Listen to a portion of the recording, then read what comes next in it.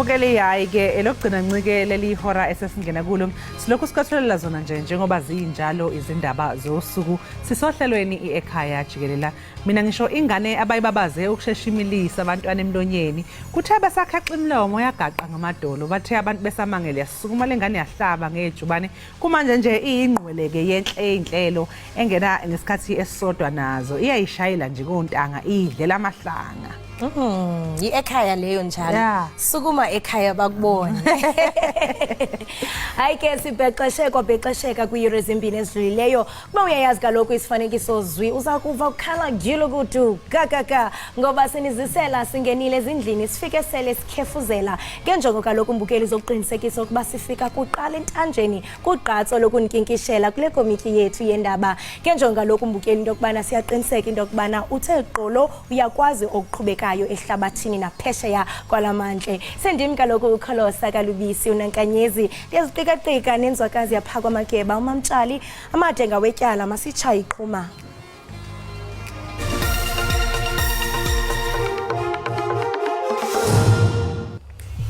Umongameli uCyril Ramaphosa kulindeleke kuba aphendule imibuzo aza kuthaxwa yona kwindlu yowiso-mthetho ngenjikalanga yanamhlanje.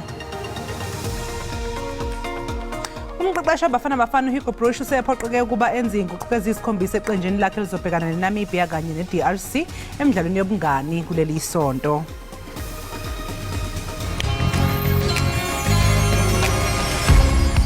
Lochani, good day. Nilochiswa ngubongi ngwakwamthweni. Ngithi kini ke babukeli ekhaya, bukelani Ekhaya Jikelele. Qobe ngamalanga kube ngumvulo, bekube ngulesihlanu. Baniphathele zemidlalo, baniphathele indaba, baniphathele nomgosi imbala. Ungaphundwa, bukela.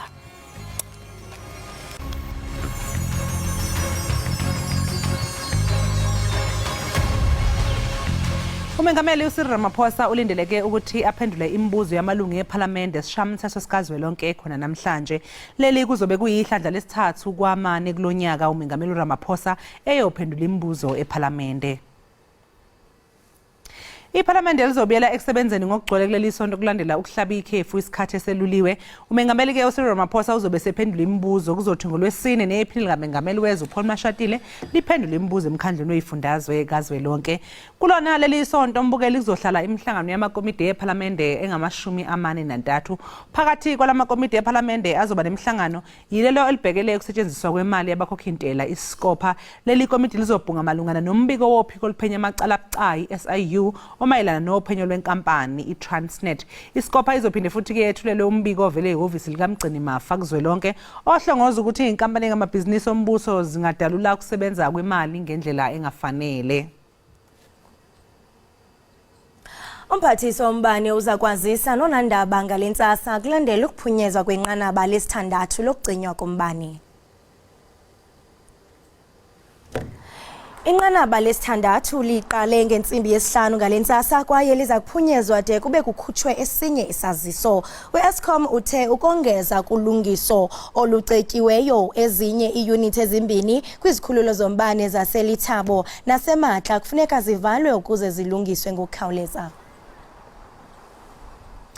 Undunankulu waseGauteng uPanyaza Lesufi usesungule ikhomishani izophenya ngomlilo oqubuke esakhiweni saseGoli ngesonto ledlule nalapho kushone khona abantu abangamatshumi-7 77. Abantu abangaphezu kwama-60 balimele kanzima kanti ke abanye basale dengwane ngesikhathi kuqubuka umlilo kulesi sakhiwo. Usihlalo lekhomishana kuzoba yijaji eselathatha umhlalaphansi umehluleli uSisi Khampepe esizwa ke uadvocate Thulani Makhubela kanye novuyelwa Matilda Mabhena. uKhampepe usanda kuthatha umhlalaphansi njengejaji lenkantolo yomthethosisekelo kanti ke usesebenza njengesikhulu sesikhungo semfundo ephakeme sasePitoli. Ikhomishana izophenya ngokushaqwa kwezakhiwo eGoli kanye nangembangela yalomlilo nanokuthi ngubani okumele ukuthi ke athathelwe izinyathelo ngalesi sibhicongo. Umlilo wakutshanje osube imiphefumlo yabantu abaliqela kwisakhiwo saseRhawutini qaqambise imicelimngeni yomthamo omkhulu wabemi bamazwe angaphandle eMzantsi Afrika. Lo mcelimngeni waqatshelwa kwi-NEC ye-ANC kweyomqungu. Lo mbutho uthi lomba uyinxalenye yezigqibo ezithathwe yikomishini yoxolo nozinzo ye-ANC kwinkomfa yonyulo ye-ANC yama-55. I-ANC ithe ayikuxhasi ukubukulwa kwabantu basemzini abahlala kweli lizwe. Nangona kunjalo, eli qela lithe umthetho kufuneke ucace malunga nendlela amaziko ogcino-mthetho ajongana ngayo nabantu abafuna indawo yokhuselo, abafuduki kunye neembacu. Kwinkomfa yama-55 yalo mbutho eNazareth, owayesakuba ngusekela mphathiswa wezokhuseleko lombuso kwanelungu le-NEC ye-ANC uZizi kodwa uthe imiba yobomi belilizwe, iimbacu nokufudukelwa kwelinye ilizwe kufuneka iqwalaselwe ngokutsha. Umphathisi wemicimbi yezekhaya uAaron Motsoaledi uthe i-ANC inexwebhu lomgaqo-nkqubo othi mayiqwalasele imithetho yobomi belizwe, iimbacu kunye nokufudukela kwelinye ilizwe. Inkantolo ephakeme ehleli ePolokwane eLimpopo yethule isinqumo sayo ebesilindwe ngamehla bomvu malungana nomthetho omusha ozolawula ukuthengiswa kotshwala kulesi yasifundazwe. Inkantolo ke mbukela inqumo ukuthi amabhizinisi athengisa utshwala azoqhubeka ukuthengisa kuze kube ihora lesibili eintatha kusa. Lokhu ke kulandela ukuthi umthetho omusha phela ubuhlongoza wona ukuthi kuvalwe nje ukuthengiswa kotshwala emva kwamabili ebusuku. Lokhu ke kusho ukuthi abathengisi botshwala abathole imvume ngaphambilini bazoqhubeka ukuthengisa kuze kube ihora lesibili ekuthatheni kokusa. Abazofaka izicelo zokuthengisa utshwala ngaphansi komthetho komusha bazosebenza ngaphansi kwesichibiyelo somthetho omusha olawula ukuthengiswa kotshwala kwazise phela emva kwamabili ebusuku kuyavala ukuthengisa. Okwamanje ke mbukela ke sibheka isimo sezulu sibone ukuthi kuyabanda noma kuyashisa, uzothatha ijezi noma isambulela mangabe usuphuma nasi isimo sezulu.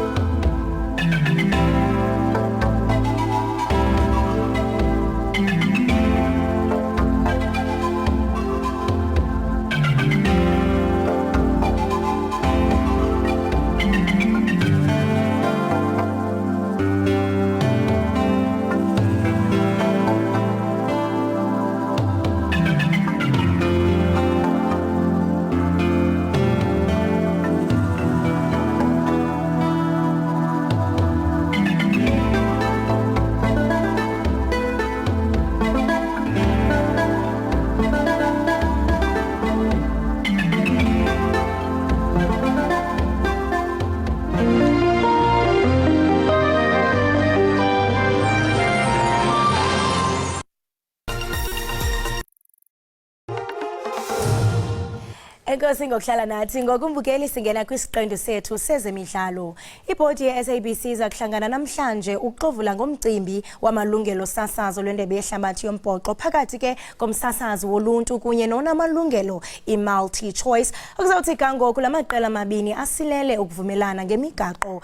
I-multi choice engeyona inamalungelo kuyo yonke imidlalo yetumente eMzantsi Afrika kuxelwe ukuba ifuna malunga nezigidi ezingama-37 erandi ukuze ke inike imvume kuyo yonke imidlalo ye-Springboks kwi-SABC. Amabhokobhoko angadlala imidlalo esixhenxe ukuba afikelele kumdlalo wamagqibela kankqoyi. Loo nto ke ithetha ukuba umdlalo ngamnye ungatyabula i-SABC imali ngaphaya kwezigidi ezintlanu zeerandi. Umphathiswa wezemidlalo uZizikodwa ubongeze i-SABC ukuba ifumane isombululo kulo mba ukuze elijelo losasazo likawonke-wonke likwazi ukuzaliseka isigunyaziso salo sokudlala imidlalo esemdleni woluntu. iSuperSport ke inababhalisi amamalunga nesigidi esinye nesithandathu kuphela se-DStv Premium Package eza kubonisa umbhoxo ngelixa ke i-SABC izawukwazi ukufikela kwishumi lezigidi zababukeli. Umqeqeshi waBafana Bafana uphoqeke ukuthi enze inguquko eqenjini elizobhekana neNamibia neDemocratic Republic of Congo emidlalweni yobungani lelisonto. uPulemudi weKaizer Chiefs uyena kuphela ke umdlali obiziwe ngenxa yokuthi kuthathe kwalimala uThemba Zwane. Umqeqeshi weBafana Bafana wenza izinguquko eqenjini laguqisa iMorocco emidlalweni wokuhlungela iAfcon ngoNhlangulana. Kodwa kuletha ithemba elikhulu ukuthi abadlali abazinze emazweni angaphandle uLyle Foster kanye noPercy Tau sebefikile. But that means that you have to change the team on 7 places if you compare that with the selection of Morocco 3 months ago.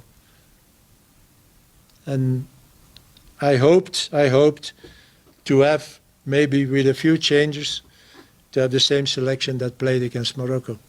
uBruce uthokozile ngabagadlana beqenjini. If you compare that with 2 years ago, I have many good strikers for the moment. You name Lepasa, you name Foster,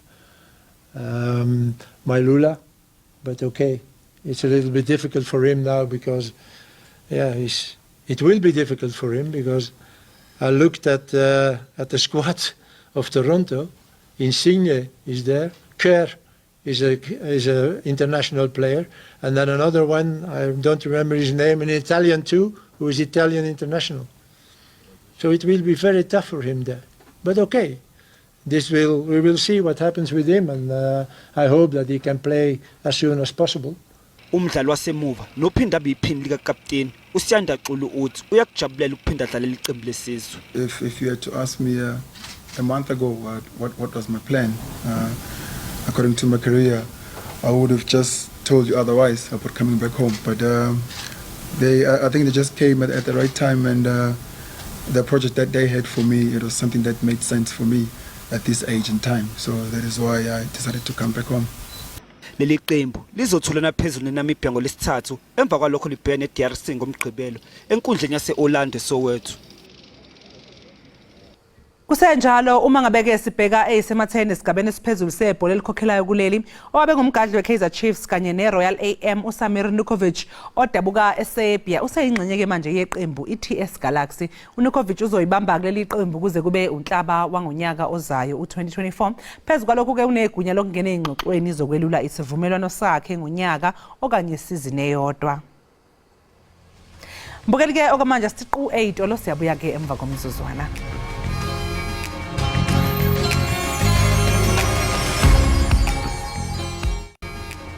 Siphinde ke sinamkele babukeli lapha ekhaya Jikelele. Sibonga kakhulu ukuthi ke sisahlezi kanye nawe.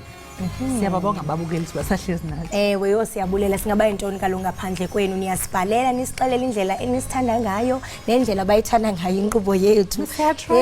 Siyatrenda ntombi. Hayi mina nje ndamangala xa ndithi ayibo ekhaya le. Uthi yiyo. Hayi siyatrenda siyabulela kakhulu. Ngoku sasiqala sasingazi into bana sizabana ababukela abangaka. Hayi siyabulela Mzantsi Afrika. Nangathi nangaphesha ingathi siyabukela ko Hollywood. Washo othayila phela babukathini. Yazi ukuthi kunobaba engizoxoxisana naye babukhandwanda. Sobe sixoxisana nendaba yembeleko. Niyayenza nakwaXhosa like ingane misi izaliwe kufanele yenzeke usiko ukuthi imbeleko. Ewe yenzele imbeleko yini igama la imbeleko nakwaXhosa ibizwa ngokuba imbeleko. And umntana xa ezalwa zibaninzi izinto umntwana enzelwa zona. Fumanise nakwelinye ixesha ndiyathanda into mhlambe umqulunqo wenza into ze culture angeke ayichaphazele indaba ukuthi ufumanise umntwana ayingowalapha ekhaya utata ayingowalapha kube nezinto ezenziwayo ukubonisa uba ingaba ngowalapha ekhaya na uyahlupha umntana ongenzelwa ama-DNA yesintu. Yes ama-DNA wesuntu abakhona. Alright. Ake mbukeli njengoba sesikhuluma nje ngembeleko iyisiko lesintu eligcinwa ukwethula emathongeni nasemndenini engane esukeke izelwe. Esizweni samaZulu ayikho ke iminyaka ebekiwe ukuba leli siko lenziwe. Inhloso yalo nje ukwamukela emhlabeni ingane esukizelwe. Uqonda kabanzi ke ngaleli siko sixhumana nosomlando ongungodi wezamasiko esizwe samaZulu Ukhaya Ndwandwe. Mfaka Ndwandwe sikubingelela sikamukele ekhaya Jikelele. Ngiyanibingelela lapho dadewethu ngibonga ukuthi ube kanye nami ohlelweni nibingele nabasenkinobheni. Sibonge kakhulu. Sikhuluma lapha ekhaya ngesiko lembeleko. Akuchazele nje umbukeli ukuthi yini imvelaphi yayo nanokuthi inhloso yayo yini. Ngiyabonga dadewethu. Njengoba usushilo wathi isiko lembeleko leli gama kwaZulu lisebenza kabili. Khona imbeleko le yokubeletha ingane mangabizelwe. Niyenze kube nesagaya sakho ukuthi akulahlwa imbeleko ngakushwela enziwa ngesikhumba bese kuba naleli siko ke kuthiwa imbeleko kukwenzelwa ingane imbeleko nangabe ke phesheya kwenciba likhona kodwa alifani ke lapha phesheya kwenciba nelangapha kwaZulu asibuye ke ngapha ke kwaZulu leli siko leli lenzelwa ingane noma izingane ilokho esingathi kahle kahle mase sikuthatha sikhumshela ngolimi lwamanje lesingisi i-Thanksgiving usuke kubongwa izingane ngokwenkolelo la ekhaya ukuthi izingane basuke bethuwe ngabaphansi bese ke zibongwa lezo ngane lezo ngabe uthola ingane eyodwa noma zingane ezimbili abanye ke balenza sebeqede ukuthola abantwana abanye balenza bengakaqedi ukuthola abantwana ngenxa yezathu thizeni kuyenziwa ke leli siko dadewethu abanye bahlaba inkomo abanye bahlaba imbuzi uma lizokwenziwa leli siko lezo ngane ziyathathwa ifakwe esibayeni kwenziwe khona ama rituals akhona kulowo muzi lo ngoba kufike kube khona isiko nosiko abanye bakwenzela kwagogo zibikwe khona lapha kwagogo mhlawumbe umsebenzi ubekwe ngembuzi bese kuphunyanywe esibayeni ifakwe bese zethulelwa ke leyo nkomo leyo lelo siko lelo kuthiwa imbeleko ongathi ke manje singathi ngokulimo olujwayelekile kusokwenza i-Thanksgiving kubonga uyingane abanye ke bayibonga sebeqedile sezindala abanye bayibonga kusazoqhutshekwa kodwa futhi umnumzane uyasho ukuthi cha isemdlala ekavala kusazoqhubeka sebe ezinye ingane la ekhaya. Manje ekhaya uma ngabe ngenziwanga ke imbeleke lokho kuba namthelela muni? Hayi akubi nawo umthelela mfowethu kuya nje ngamandla endoda ukuthi indoda inamandla angakanani okwenza lezo zinto lezo akusiyona into eba nembandela kukuba nje ngamandla omnumzane ukuthi uyakhona ningakho omunye wenza ngembuzi omunye akwenze ngenkomo uthothe abantu abaningi isiko lelabangalazi ngoba khona abangazange baqondana nalo ngoba akusibona bonke abantu othola benza imbeleko.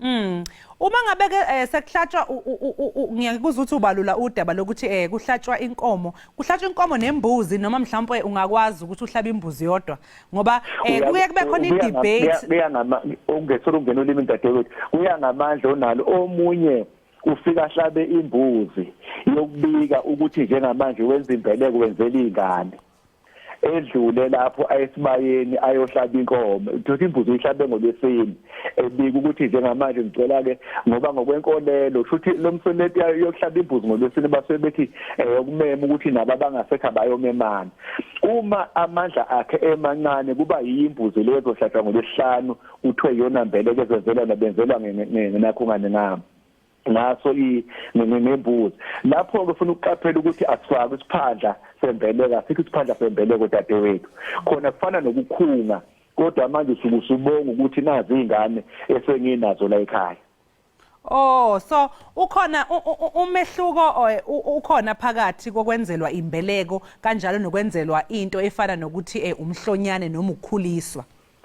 Usumkhulu kakhulu umehluko lapho ngoba umhlonyane noma ukukhuliswa kwenzelwa izingane zamantombazana ngithi uyobona emawufika nengane ekhaya ukuthi ibelethe ithatha izalukazi ihlale nayo lapha kwagogo uma ngabe sekuthiwa umuntu uyakhuliswa ngomhlonyane usuke efethulwa ezalukazini ngoba imvelo umzimba wakho usuke usunemvelo esiguquliwe yingakho evukekuseni aye emfuleni ngabe nentombi esekhulu yafika geze khona lapha mayesebuya lapha bese hlangabezwe isalukazi zathi bomuzi simbelethe sifike lapha na egedini simnikeza amagugu simbelethe siphambanisa izandla hlafune ngapha bese siyamehlisa umhlonyane kuthiwa usuke ehliswa ezalukazini usezokwazi manje kuyiqapha yikho esefakwe endlini seyala kuthiwa ungamenzi u1 no2 unomngozi lapho usephumile phakathi kwesandla sabazali ngokugcwele naye usengumzali wempilo yakhe.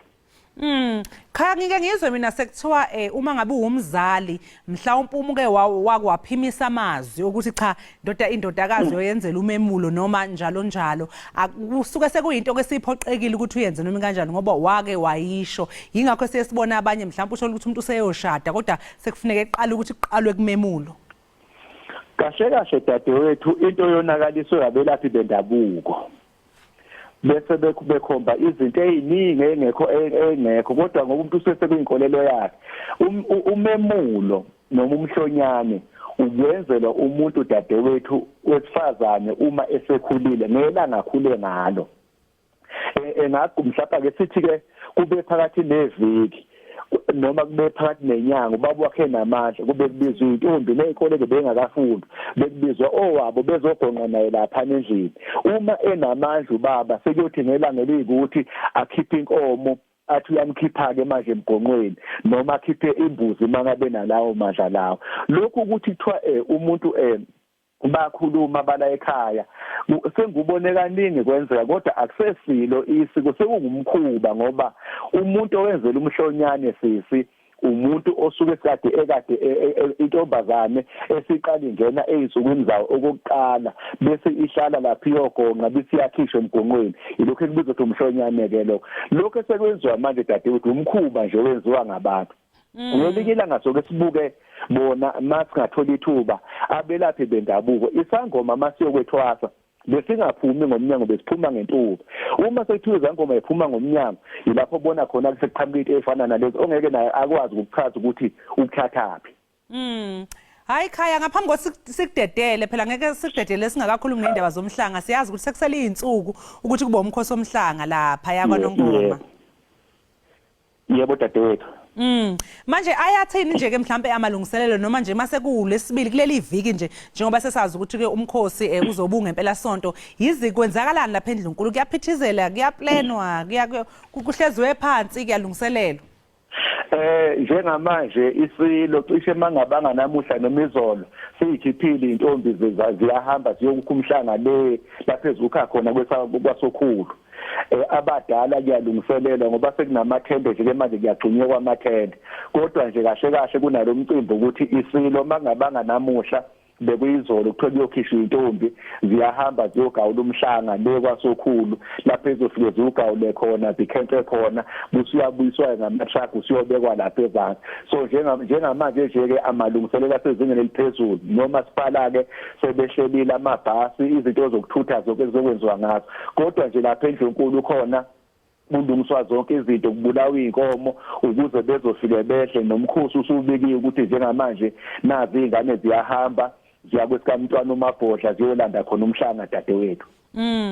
Hayi cha sibonge kakhulu ke Ekhaya Ndwandwe ngesikhathi sakho kuhlezi nje kuyintokozo ukuthi sixhumane nawe usicathulise usisengele nje sincele kuwe ulwazi mayelana nosiko lwethu thina njengamaZulu ube nje nosuku oluhle.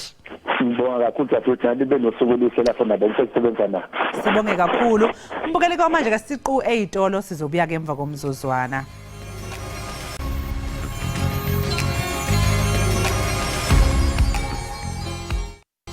Siphinde sikwamukele embukeli wekhaya Jikelele sibonge kakhulu ngokuthi uhlanganyele kanye nathi phela la kusekhaya kufanele nje uhlale phansi unethezeke uyekele thina ukuthi nje sikwazise ngakho konke okwenzekayo emhlabeni wonke nje ke Jikelele. Umbukeli ke uyakhumbula phela ukuthi enye yezinto esasithanda kakhulu uma ngabe sithenga ushungamu yileyo ngcenye ke ebhalwe ukuthi did you know lapha ke sesifike sikhexeke imlomo ngezinto esingazazi eziseduze kwethu nangendlela nje esiphila ngayo lapha kohlelweni sinesigatshana sohlelo esilibize ngokuthi uthi bewazi na uthi bewazi ke mbukeli ukuthi kwaZulu Natal kukhona umjaho omude ezwenikazi eAfrika okuyi-Comrades Marathon lapha kwelembube kune Durban July lapho ingqephu isukidla khona umunyu kunomkhosi omhlanga osingathwa minyaka yonke kanti futhi kunentaba ukhahlamba edabula khona ke esifundazweni kuningi nje mbukelo kuhle ongakwazi ke ngalesi sifundazwe kanti ke namhlanje sizoxoxa nowengamele zokuvakasha esifundazweni iKwaZulu Natal usiboniso Duma baba Duma sikubingelele sikwamukele ohlelweni sibonge kakhulu ngesikhathi sakho namhlanje. Sibingelela amagalela ohlabanga nomkhulu siyabingelela kubabalaleli bakho nakwabukela ekhaya. Sibonge kakhulu, ayi wangibiza kamnandi, wangithopha nje. Sekusele ukuthi ngithi nje musho. Sibonga kakhulu ke babuduma. Siyazi ukuthi ke ugcwele phama umgodla wakho ke ngezinto eziningi abantu abangazazi ngesifundazwe iKwaZulu-Natal. Ake nje ugabisele nomuntu ongasazi lesi sifundazwe ukuthi uphuthelwa yini lapha yaKwaZulu-Natal. Ezonikazi laKwaZulu-Natal enye into enkulu ebonayo kuno 600 km coastline ulwandle nje le-Indian Ocean linqamula ama-kilometers angako. And ilo uthola khona i-Big 5 i-safari ne-genetic pool enkulu yama-rhinos nama-buffaloes atholakala kakhulukazi la ehluhluwe e-SABC. So sicabanga ukuthi-ke kunjalo uzobona ukuthi nakhona khona iy'ntaba zokukhahlambe ezigqize iKwaZulu-Natal eziyenza ihlobe kahle kunesimangaliso okuyizona zindawo nje ezihlonziwe umhlaba wonke ukuthi iy'ndawo ekubalulekile ukuthi zigadwe zinakekelwe kakhulu ngoba zenza ifagugu lezwe ne-Afrika yonke ikwazi ukuhlomula ngakho. Inabantu-ke abakahle uzobona nje ukuthi uma ufika eThekwini uzofikela olwandle kunendawo ezi-coastal kuney'ntaba zokukhahlambe bese zishilo ukuthi zitholakala ingxenye enkulu yazo kakhulu eSouth Africa zitholakala la KwaZulu-Natal ezenza ukuthi kube khona ama-species ey'nyoni ezithile ezihlukile nje ezitholakala kuzona zodwa. So iKwaZulu-Natal-ke injalo uyobona ukuthi-ke uma uyivakashele iney'ndawo ezinamagqubu iney'ndawo ezinamathafa inongcebo nje yohlobo elithile lezinto ezimila kuphela KwaZulu-Natal as well in terms of izitshalo lezi ezi-green. Kunamthelela muni-ke kwezokuvakasha ukuthi kunengonyama yesizwe samaZulu iy'lwane ey'bizwa nge-Big 5 kanye nokhahlamba lapha KwaZulu-Natal. Kunjalo-ke ngicabanga ukuthi-ke isizwe saKwaZulu-Natal sinenhlanhla ukuthi sinengonyama-ke ngenhlanhla-ke yodwa thina uma isiZulu-ke njengamanjena isilo samakhosi ekuyisona esihleli esihlalweni-ke indlulamithi yamakhosi. Kodwa-ke kuyiqiniso ukuthi-ke okhahlamba uthola izintaba nje basishilo ukuthi-ke indawo ekade idume nangemgede nangesikhathi-ke sezimpi bebekwazi ukukhosela abantu bakithi bakwazi ukuhlala kahle.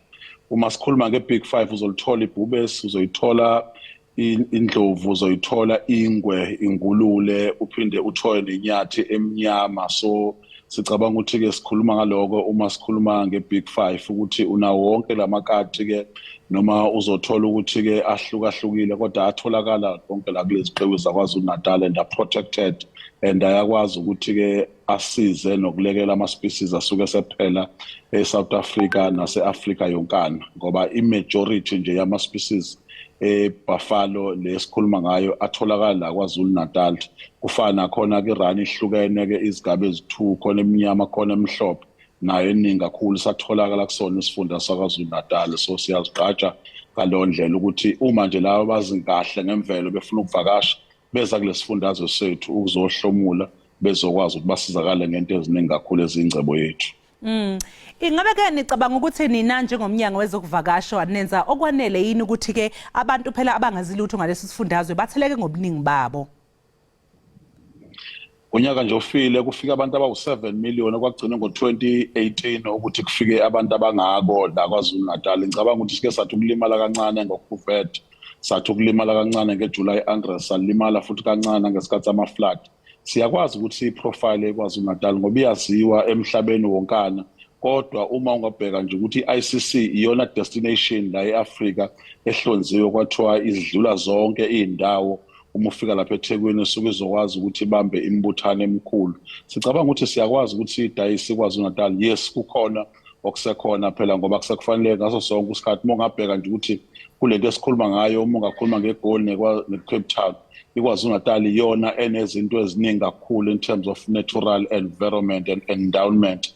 Kodwa uthola ukuthi-ke ngoba umnotho omkhulu sinamahaba amakhulu la i-Richards Bay le ehleli kuyona namhlanje kube iTheku ibona abahambisa umnotho kakhulu eAfrika yonke. So kufana ngabe yonke into nje N2 no-N3 ubhizi uyakhiwa njengamanje nokulungiselela nje ukuthi-ke uma ufika echwebeni ungabe nenkinga uthatha isikhathi esincane kakhulu impahla yakho seyifikile yadlula nanokuthi uhlele ukhumbula ukuthi-ke iKwaZulu-Natal iyona ezokwazi ukuhambisela impahla kahle. Ngaleyo ndlela-ke ngicabanga ukuthi kuningi kakhulu sisakulindele nanokukhuliswa komnotho kuzobona ukuthi uTransnet uthe uzoyikhulisa-ke futhi-ke ihaba yakhona la eRichards Bay ukwenza ukuthi-ke ungabi nama-truck amaningi azoloyo ekulindile sokuvuselela i-rail infrastructure okuyikona ozokwenza ukuthi sikwazi ukuncintisana kahle nomhlaba. Yebo Duma, uma ngabe nje sichezuka kancane siyazi ukuthi ke kule mpela sonto kunomkhosi omhlanga ohleliwe ukuthi ube khona ke lapha yana esigodlweni kwaNongoma. Ngabe nje athini ke amazwi mhlawumbe ungawadlulisa kulabo abazoza bezovakashela isifundazwe bephuma kwezinye indawo. Intombi ziyobe zibuyela inyonga lapha enyokeni kuyiqiniso. Ngicabanga ukuthi siyaziqhenya kakhulu ngaloko and umkhosi omdala lona owavuselelwa owenza ukuthi ke izintombi zikwazi ukuziphatha kahle sewahlanganisa kuhulumeni ukuthi ngoba nabafana abancane kufanele bacijeke.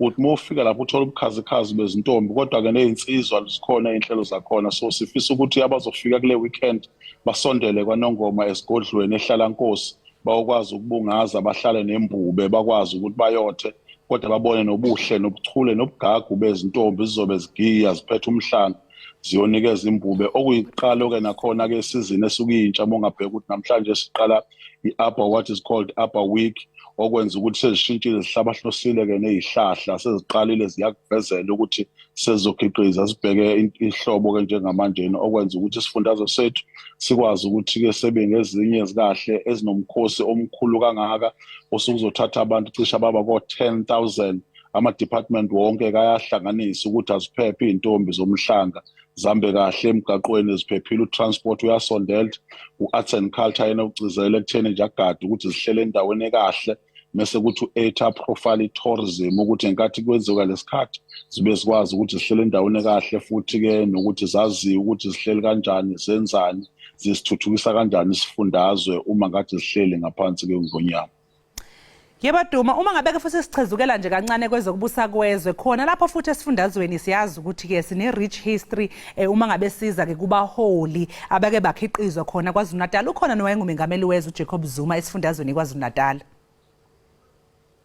KwaZulu-Natal ihlabahlosile ngicabanga ukuthi ke nje umongameli wokuqala kaKhongolose kwakubaba uJohn Langalibalele Dube okuyindoda enombono omkhulu yakhe isikole lapho Hlange Nanda iyakhunjwa namanje nibakhiqizile ke abanye omongameli kuyiqiniso ukuthi umongameli uZuma yena usanda ukuphuma ke esihlalweni eziningi izinto ezenzakalile ngokwakho kwama-universities ngesikhathi sakhe siyazigqaja kakhulu ngokuba naye njengopresident okufana hlele ekhumbula nje ukuthi uyifagugu kulesifundazwe kodwa uyifagugu nase-South Africa yonkana abantu babukela kuyena nentsha isuke isafisa ukuthi mayifuna uzicija ngamakhono okulida imicabange unxamalala njengomunye umuntu ophonselisa iJoseph Fanenti.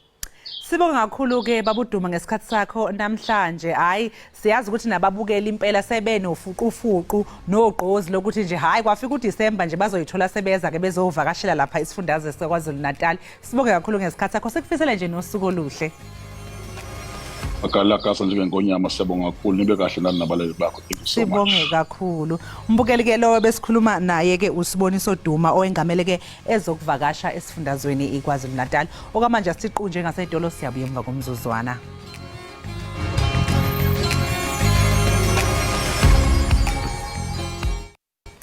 Enkosi ngokuhlala nathi sibamba ngazibini ngenxaso yenu engagunqiyo. Njenabona mbukela into okubana yeya aliqhatha ubhobho iphayile impompo so ndiyaqiniseka into okubana niqaba iviki senqentu nesiqeda sibe pha rhabula ufice iqikelelo lwephuzulu ngaphambi kokuba uphume.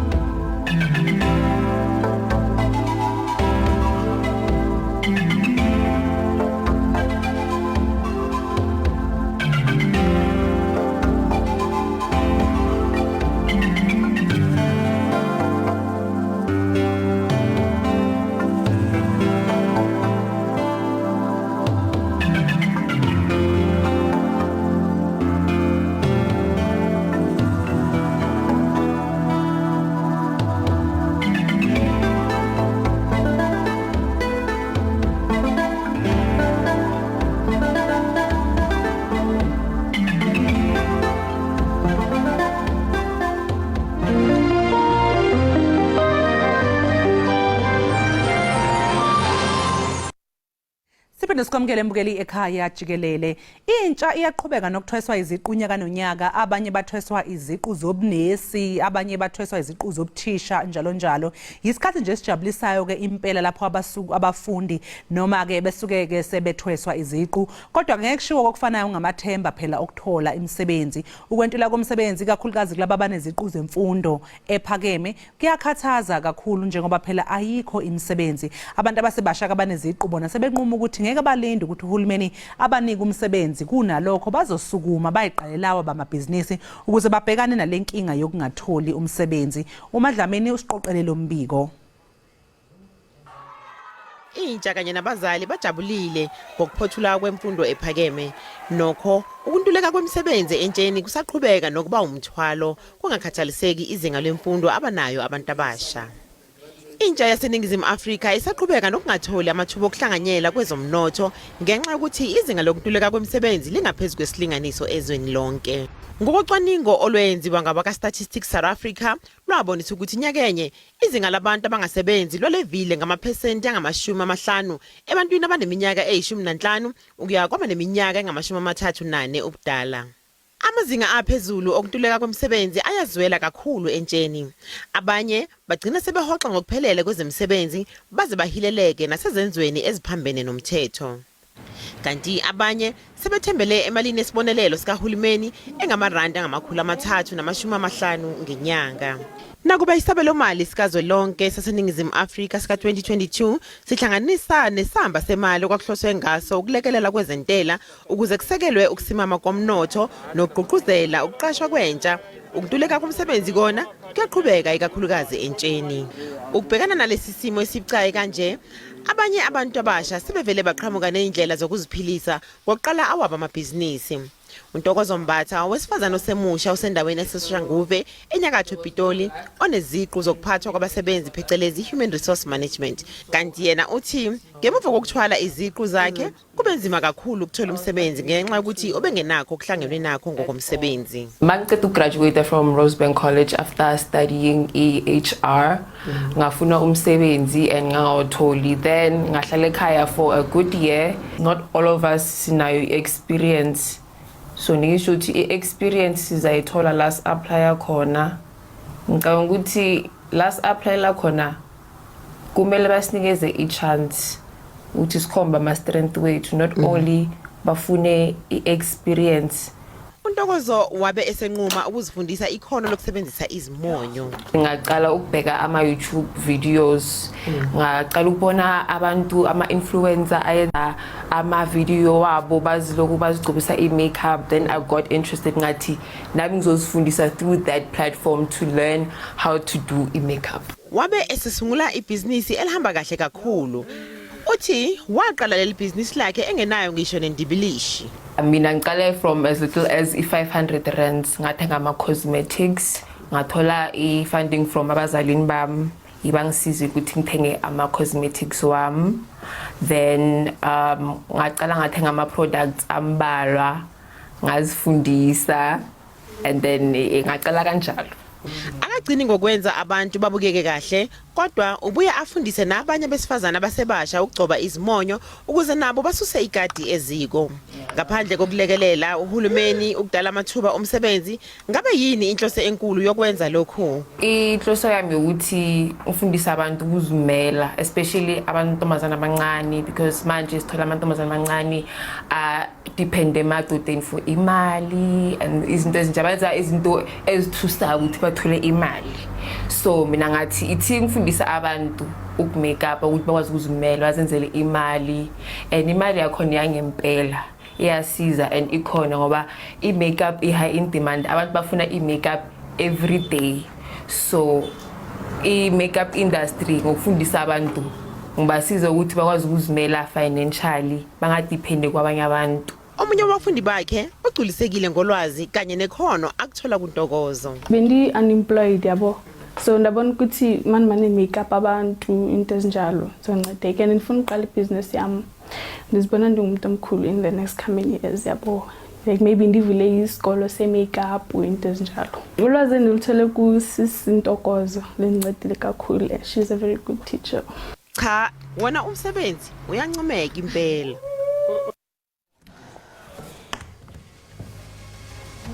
Siphinde ke sikamkele mbukeli wekhaya Jikelele.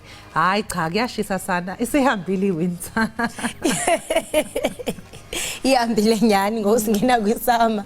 Hayi nempahla ngoku awusazazi uba uzithini. Hayi bosana phela uzoqala phansi uthenge ezesana. Ngizawuthengelwa nguwe sana ngesala. Ngiyazi kade ngiyibuza kodwa ukuthi hawu ngoba sekuyingena isama phela incindezi kugesi ayisekho phezulu indaba sesiya ko stage 6.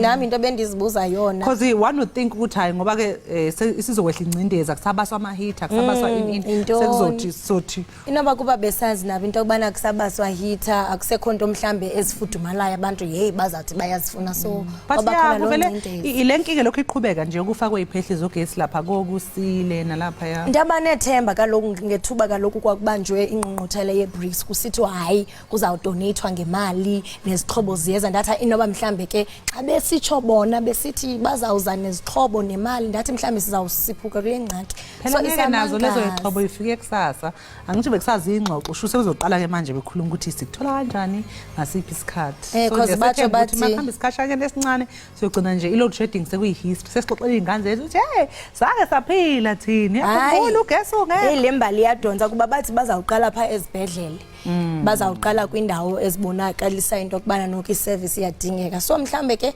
nakuthi izawuza asazi ngoba phela kubalekile cabanga ezibhedlela incindeze bakhona kungasekho ugesi abantu abasema ICU uyabona nje enye yendawo lezo ongahambelanga ukuthi ugesi uhambe lezo ndawo ekanjalo yazi xa kuthiwa into iyenzeka kodwa ude uyiqhele the way see used ngakhona kwi load shedding but yababhlungu eqaleni ingakumbi xa ujonga kwindawo ezipha emaphandleni ufumanisa into okubana abantu andithi basa adapter to the system ngapha likhandlela liyacima kutshe kungqungqe endlini so noko ngoku ingathi noko thina sesiyasisondelana siyamkela sibonile ke futhi yazi lapha ku x.com indaba okhulunywa ngazo lapha bekhulunywa ngodaba lo Helen Suzman Foundation ukuthi angithi phela yona isenkantolo ungqongqoshe wezasekhaya Errol Motsoaledi ngoba iHelen Suzman Foundation ayifuna ukuthi ungqongqoshe athuthe abantu abala eSouth Africa kungemthetho angithi bekunalento ye-mass deportation ukuthi ke bonke abantu abalapha kungemthetho abazobuyiselwa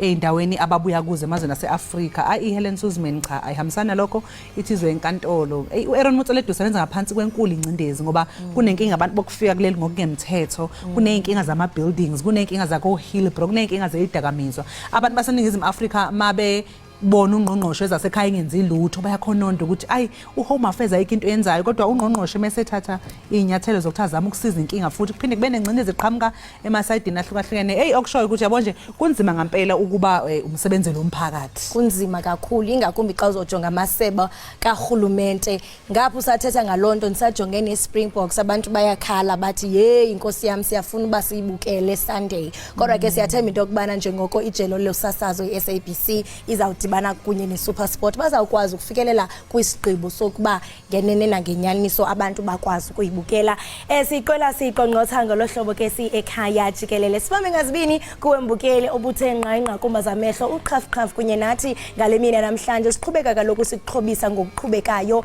inxaso yenu ngenene we don't take it for granted sibamba ngazibini mzontsundu ungakhohlwa kodwa mbukeli ukuthi ke ngesikhathi esifanayo kusasa amazithi nje 6 o'clock vuka bo Ekhaya Jikelele izobe sifike ngeinqotho isizokunikeza ulwazi nje noindaba ezobe zenzeka ngosuku lonke kanjalo ke naseyintatha zasekuseni ningakhohlwa babukeli ukuthi nixhumane nathi einkundleni zethu zokuxhumana nisitshele konke enfisa ukuthi sikwazi khona ukhala ekhaya la sinokhala ekhaya lapho umbukeli ukwazi ukuhona ukuthi ke ungashayela noma uthumele umlayezo usitshele ngenkinga onayo ungafisa ukuthi uxazululele yona uma ngabe sibona ukuthi cha thina singakwazi ukufaka isandla siyobe ke sesibuya kuwe sesikwazi ukuthi ke sixhumane nawe mayelana nalolu daba nibe nje nosuku oluhle nisebenze kahle abasemsebenzini nabasemakhaya nihlale kahle niphephe ni enjoy ispring nisale kahle sonibona kusasa